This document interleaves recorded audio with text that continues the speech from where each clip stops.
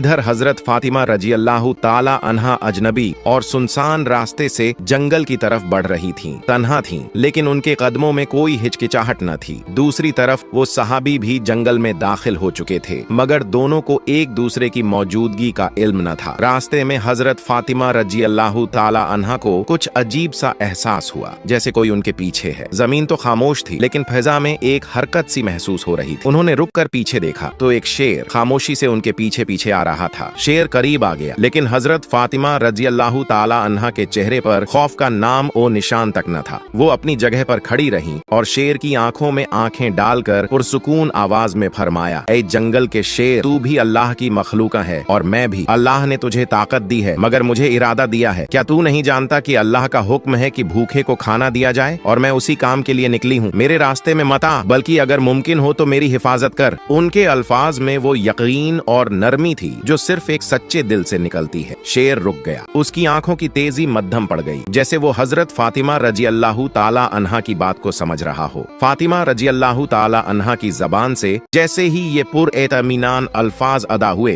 एक हैरत अंगेज मंजर सामने आया। अल्लाह के हुक्म से वो शेर जो चंद लम्हे पहले खामोशी से उनकी तरफ बढ़ रहा था, यकायक रुक गया। फिर आहिस्ता आहिस्ता शेर ने अपना सर झुकाया, कदमों के पास आकर बैठ गया, अपने पंजे जमीन पर रख दिए और अपनी दुम को लंबा फैलाकर जमीन से लगा दिया। अचानक उसकी जबान खुल गई। उसने निहायत आजिजी से कहा, ऐ खातून जन्नत, जन्नत की सरदार फातिमा, मेरा सलाम कबूल फरमाइए और मेरा सलाम रहमत दो आलम हजरत मोहम्मद सल्लल्लाहु अलैहि वसल्लम तक भी पहुंचा दीजिए। मैं आपको नुकसान पहुंचाने नहीं आया, बल्कि आपकी हिफाजत के लिए हाजिर हुआ हूँ। जिस नब्बी को पैदा न किया जाता तो कायनात भी न बनती। हम उस मेहरबान नब्बी की बेटी को कैसे नुकसान पहुंचा सकते हैं? हम दरिंदे जरूर हैं, मगर हमारे दिल उस चेहरा मुबारक की एक झलक देखने के लिए तड़पते रहते हैं। हजरत फातिमा रजी अल्लाह ताला अन्हा ने सर झुकाया, शेर पर एक नजर डाली और दिल ही दिल में अल्लाह का शुक्र अदा किया।